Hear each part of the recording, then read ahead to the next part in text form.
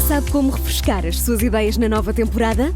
Esta primavera faça upgrade à sua lista de podcasts. Fique sempre à frente da história e garanta hoje acesso antecipado aos Podcast Plus do Observador.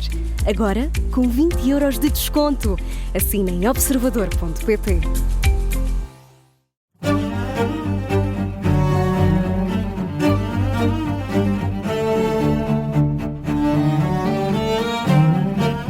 Querido líder, cá estamos prontos para mais um episódio do podcast da Rádio Observador dedicado à liderança. Jorge Medeiros, consultor, e Milton de Souza, professor na nova SBE, são os nossos especialistas. E neste Querido Líder, olhamos como sempre para a prestação de uma figura no sim chefe, não chefe, e hoje será Cristina Ferreira, a avaliada pelos nossos peritos. Também temos conselhos de liderança e dos bons, e hoje vamos falar de espiritualidade. Será que o líder não se deve limitar a ser racional e frio na liderança? Terá de ter também uma certa dose de espiritualidade? É o que vamos saber na primeira parte deste Querido Líder. Esta semana vamos conversar com mais um convidado, Sérgio Luciano, que além de escalar o Kilimanjaro, é também CEO da Kilaban, uma importante empresa do setor farmacêutico. Eu sou o Ricardo Conceição e este é o Querido Líder. Bem-vindos, Jorge Medeiros e Milton de Souza. O Milton de Souza é consultor e professor na nova SBE, o Jorge Medeiros também dá aulas e também é consultor. Bem-vindos, meus senhores. Na primeira parte deste nosso Querido Líder, os nossos especialistas em formação de executivos avaliam o desempenho de uma figura pública e hoje a escolhida é a Cristina Ferreira, apresentadora e empresária de sucesso. Este segmento chama-se Sim Chefe ou Não Chefe. Milton de Souza, Cristina Ferreira merece-te um sim chefe ou um não chefe? Deixa-me só fazer aqui umas notas, Ricardo, antes de avançar com essa conclusão final e pegar num termo que tu usaste sobre a questão de ser uma figura pública. E aqui queria fazer desde logo uma distinção que, obviamente, enquanto líder, aquilo que define um líder é a sua capacidade de influenciar os outros de alguma forma, mas fazê-lo num contexto de enquanto figura pública, obviamente tem que ser muito diferente daquele que é o contexto de gerir uma equipa e aquilo que é uma organização. A persona pública. Exatamente. E a persona empresária ou gestora, não é? São figuras distintas, o que desde logo distingue também ou enfatiza que o contexto é extremamente relevante e faz-nos, mais uma vez, pensar na importância de pensarmos a liderança como um fenómeno situacional e, portanto, um bom líder é aquele que sabe ler o momento e a situação e ajustar-se àquilo que é o contexto em que está. Portanto, enquanto figura pública, ou seja, enquanto pessoa que influencia as massas através da televisão e outros canais, Cristina Ferreira é seguramente um sim-chefe, porque consegue, de facto, influenciar de forma muito clara. Enquanto empresária, posso, pelo sucesso que tem, dizer que será um sim-chefe naquilo que é a capacidade de criar uma... Eu estou a adivinhar aí um porém. Vá, continua. Aquilo que é a capacidade de criar uma cultura de trabalho positiva, em que as pessoas se motivam, não sei. Não tenho conhecimento suficiente para poder dizer se é ou não é. Gostaria de dizer que sim, mas não tenho dados para poder afirmar. Enquanto figura pública, seguramente sim-chefe. Jorge? É uma importante distinção. Eu estava à espera de um porém do Milton, não estavas também? Não, eu também tenho aqui uma série de poréns. Tu tens poréns. Tenho aqui alguns poréns do ponto de vista de liderança. Vamos trazer isto para o patamar, claro. E o Milton fez isto lindamente, trazer isto e fez aqui umas qualificações muito importantes.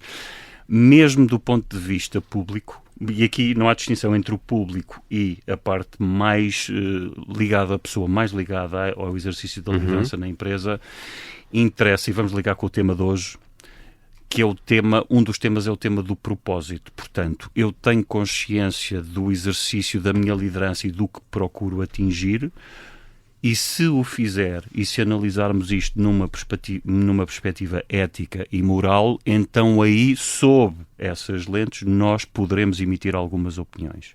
Portanto, pode ser uma pessoa perfeitamente eficaz, pode mobilizar as massas, mas não nos faltam também exemplos históricos de direcionamentos mal feitos, e isto para pôr a coisa de uma forma muito eufemística.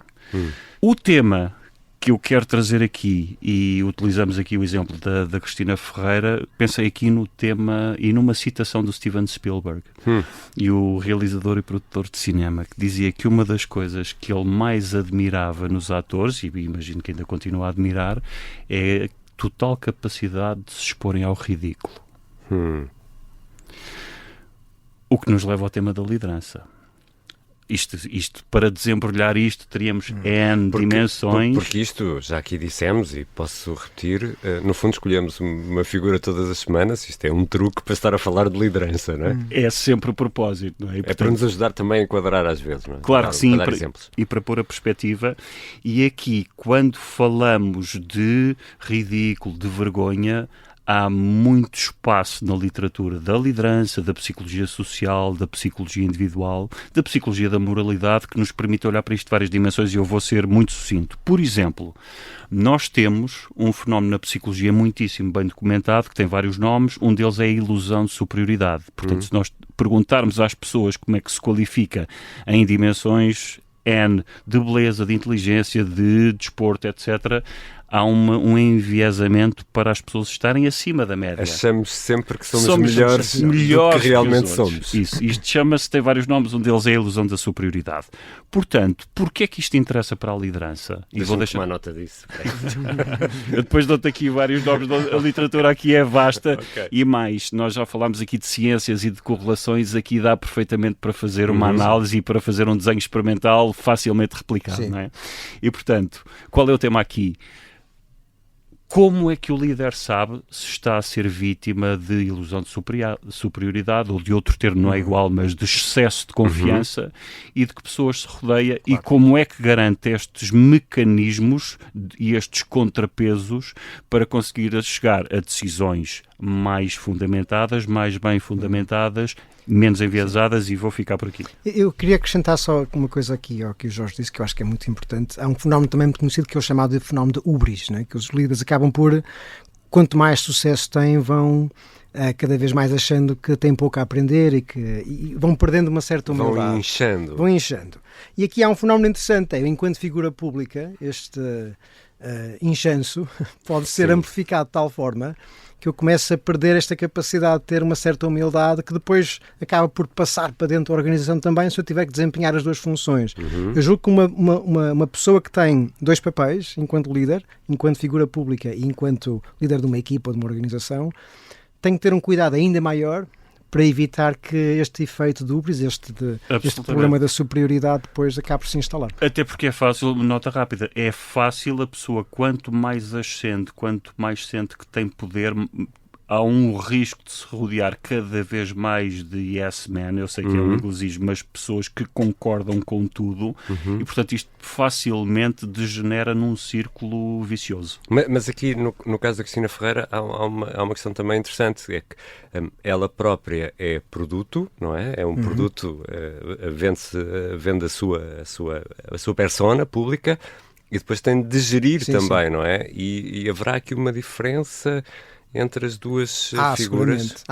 E essa persona pública e a persona num contexto empresarial é diferente, o tom da voz é diferente, o estilo é diferente. Tem de ser, não é? E tem que ser, e aqui uma questão que se levanta que é muito interessante, que é a questão da autenticidade. Como é que eu consigo ser autêntico tendo que representar personas diferentes e distintas, não é? Aliás, há várias personas, não se pode exigir o tema da autenticidade, de facto precisa de ser mais qualificado, e não há, diria eu, ninguém num exercício de funções que não tenha de assumir papéis. Não pode dizer tudo o que pensa, não pode dizer tudo o que sente, e tem de filtrar a informação para toda a organização de forma diferente, consoante os stakeholders. Portanto, esta camada de... Temos várias personas, portanto o problema não é ter várias personas a partir do momento em que eu sou um produto e que me preocupo mais com o produto. Não chegaste a dizer se era um chefe ou não chefe? Fugi à pergunta. Eu gosto sempre de fugir a estas perguntas, portanto o excesso, o expor-nos ao ridículo, não.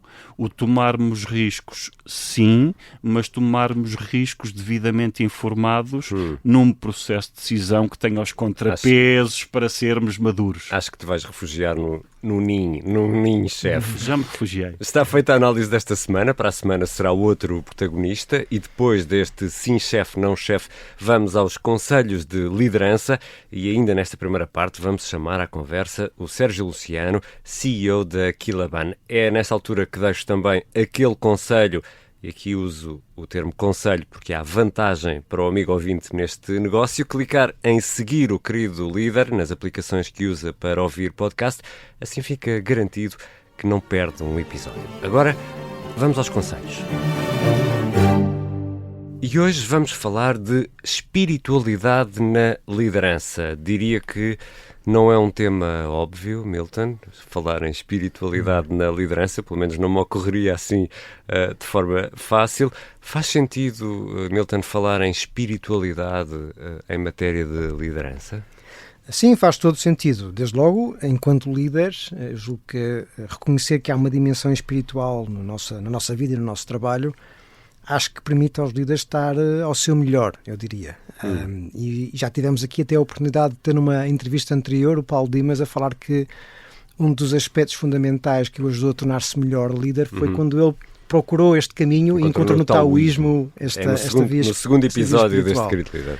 E portanto, eu julgo que os líderes que têm esta dimensão muito presente são melhores líderes, a meu ver, mas há também trabalho feito sobre de que forma é que os líderes podem trazer esta dimensão da espiritualidade para o contexto de trabalho e com isso ajudar a motivar mais as pessoas. E portanto, há um movimento de incorporação de princípios éticos e morais dentro daquilo que é o papel do líder, onde se encontra esta dimensão espiritual. Eu acho que é muito interessante, desde logo, distinguir espiritualidade da religiosidade, são coisas distintas, embora, obviamente, que a espiritualidade faz parte da religião, mas o contrário não tem que ser assim. Eu posso ser uma pessoa espiritual e não ter uma religião e não seguir uma religião específica, não é? E, portanto, o que é que eu posso dizer? Já desde o início dos anos 2000 tem havido algum trabalho já feito sobre como é que podemos estruturar, então, que ideia é esta de uma liderança espiritual nas organizações. E há um senhor chamado Lewis Fry que fez muito trabalho nesta área e que fala sobre vários comportamentos e há 3 dimensões essenciais. Uma é um grande enfoque naquilo que é o significado e o propósito, que as pessoas sintam que o seu trabalho tem um propósito que não é apenas transacional.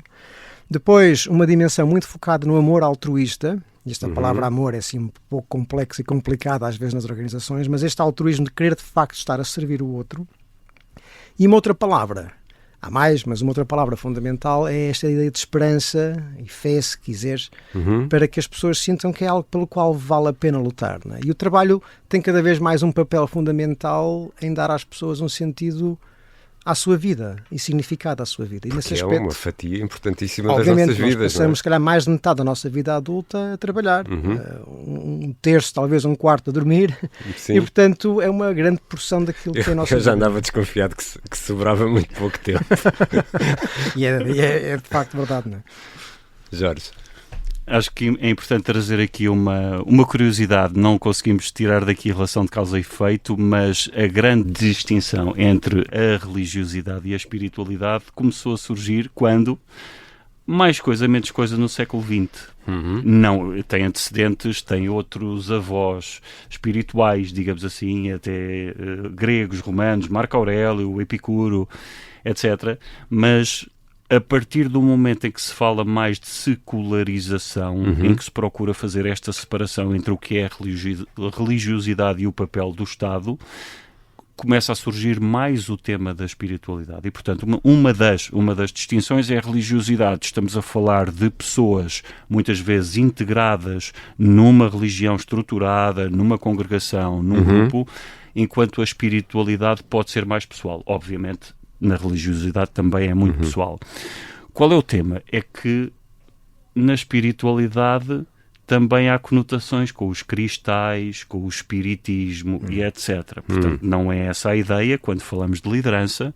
Quando falamos de liderança, Maslow já falava disto nos anos 40 com a sua famosa pirâmide, que não tem uma validação empírica pura e tem algumas incongruências, mas falava da transcendência pessoal. E esta transcendência pessoal é a autoatualização, portanto é nós crescermos para lá do que achamos e no sentido da liderança fazer isso com as pessoas, como, casando com um dos temas que o Milton trouxe aqui, que é o tema do propósito.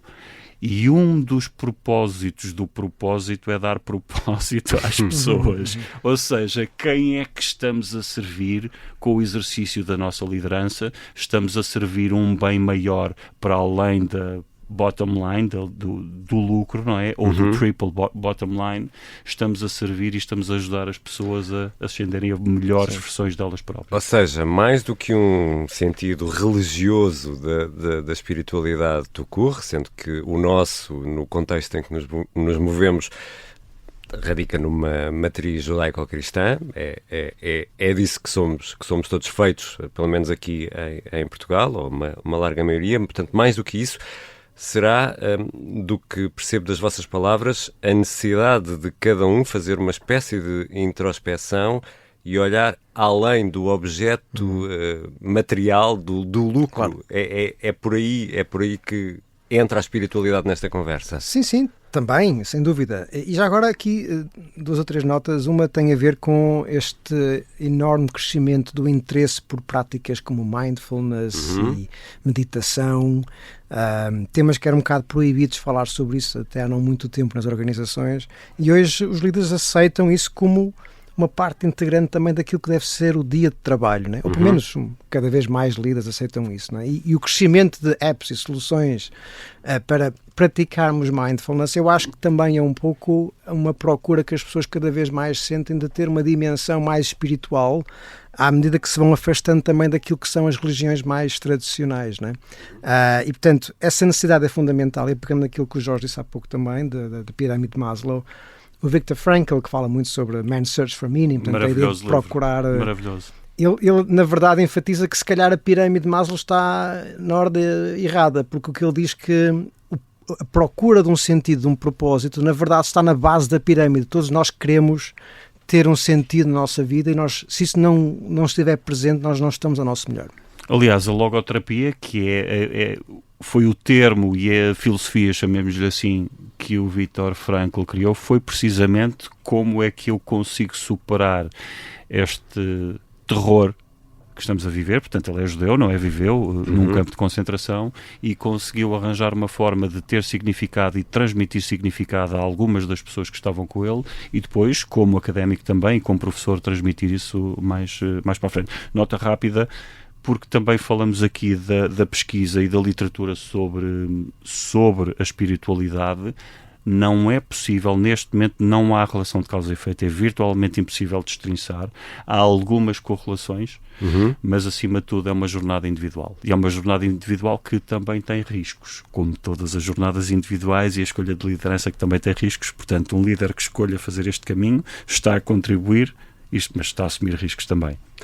É caso para dizer abençoados conselhos, como percebemos vão um pouco além do óbvio. Os nossos queridos líderes residentes, Jorge Medeiros e Milton de Sousa, são especialistas na formação de executivos. E a terminar esta primeira parte, vamos receber o Sérgio Luciano, é CEO da Kilaban, também responsável pelo grupo Augma.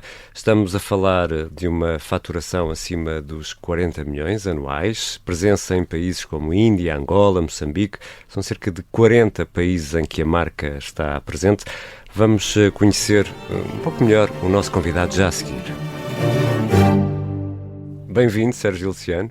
Obrigado, Ricardo. Obrigado pelo vosso convite. Obrigado por ter aceitado o nosso convite. Sérgio, Happy Boss 2024, que prémio é este de Happy Boss 2024? Bom, esse foi de facto um prémio surpreendente para mim, que fui apanhado no meio daquilo que tem sido o nosso caminho de construção de uma organização com pessoas felizes, em que temos procurado ao longo do tempo trabalhar nesta dinâmica da felicidade enquanto dimensão potenciadora da performance da organização e da performance das pessoas no âmbito dos seus próprios projetos. E, portanto, aqui pelo meio, depois de sermos há já vários anos reconhecidos como uma empresa feliz, surge-me este reconhecimento que me deixou muito feliz como Happy Boss, em função da apreciação das nossas pessoas. E um Happy Boss ajuda a ter uma equipa mais happy também? Eu acredito que sim. Eu acho que uma equipa happy faz um Happy Boss. Então a questão é só o recrutamento, é só recrutar bem. A relação causal é ao contrário. E a seguir temos bons resultados. Exatamente. E a conversa com o Sérgio Luciano será publicada na íntegra na próxima quinta-feira, às 6 da manhã. Até lá fica este aperitivo. Sentimos-nos injustiçados, sentimos-nos de facto vítimas de um processo onde nos tínhamos mobilizado com um entusiasmo tremendo, muito interessante porque no ano anterior tínhamos publicado finalmente o nosso propósito, cuidar da saúde e bem-estar de pessoas como nós, e tínhamos todas as equipas altamente motivadas e mobilizadas para fazer este caminho.